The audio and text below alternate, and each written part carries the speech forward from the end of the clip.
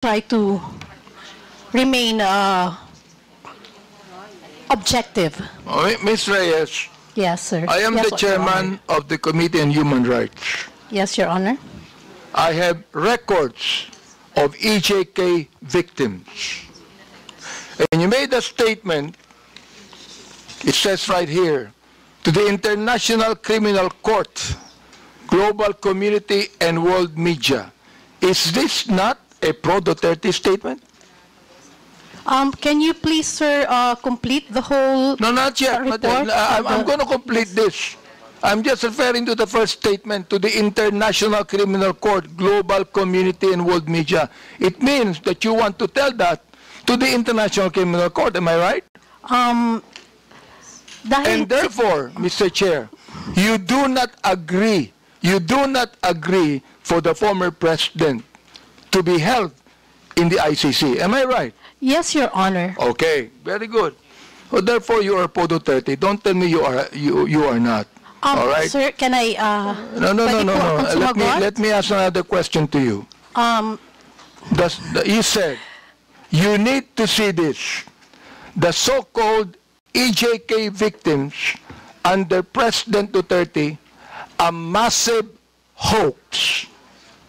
Do you believe that, Mr. Chair? yes, sir. Again, Where did you yes, get the information, Mr. Chair?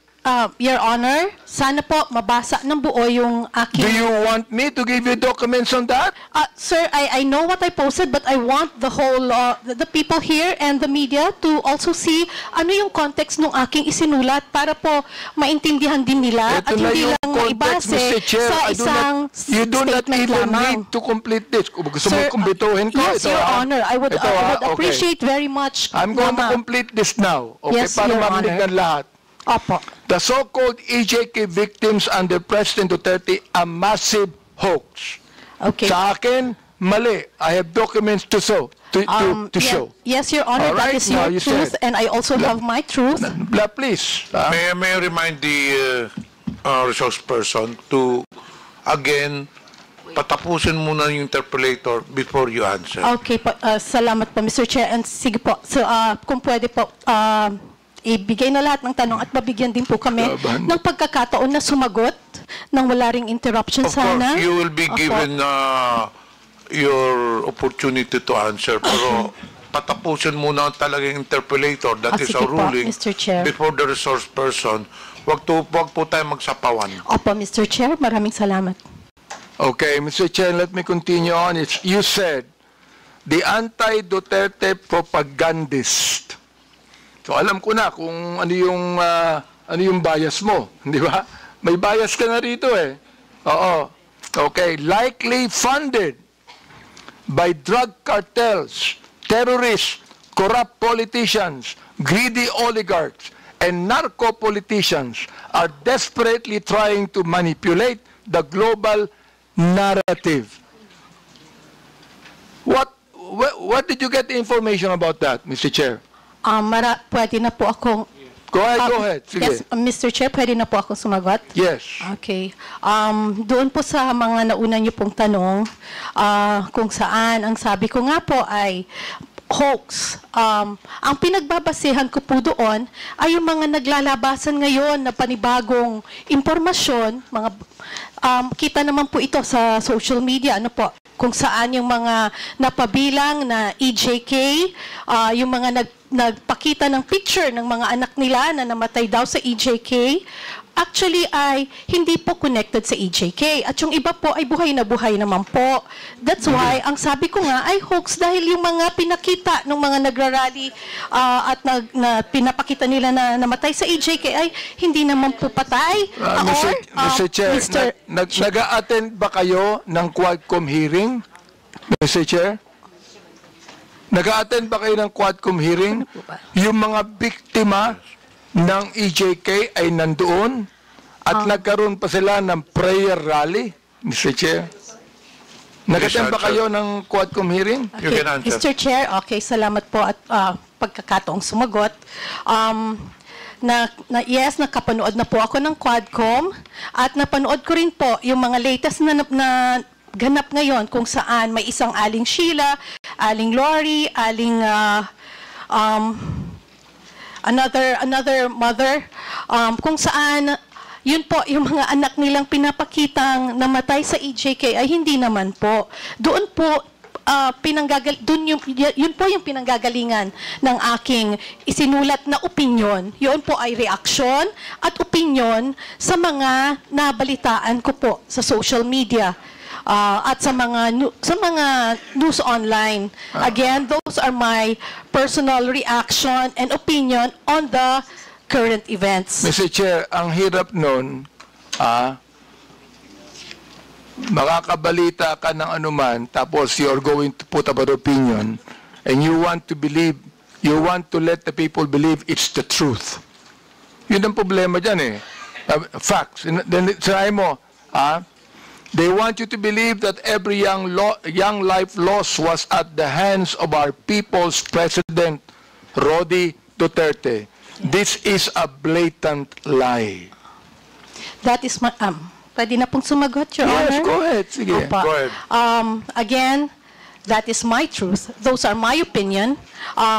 And nakabase naman din po yan sa mga available information. Ngayon, makikita po natin na yun nga po, may mga EJK victims nga raw na hindi naman pala. Raw. Yun nga po, sabi, yung raw po, I'm Therefore, referring... you have no right to say it's a massive hoax. Mr. Chairman, with the indulgence of Chairman. Yes, Mr. Ma'am, Congressman yung Paduano. sinasabi mong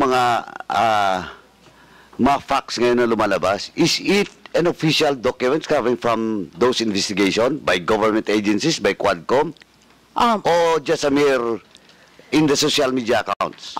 Sir, Your Honor, if I'm not mistaken, nasa newspaper na rin po yan. Sandali But of course, Sandali.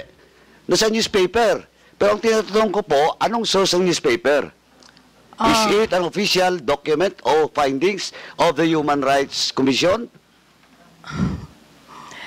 I have yet- Absolutely, ma'am, Yes, madam, Your Honor. absolutely not. Because during our hearing, the Quadcom, all those victims, yung mga families na nandun, was confirmed by Human Rights Commission. Okay, Your Honor, In fact, we have all the list.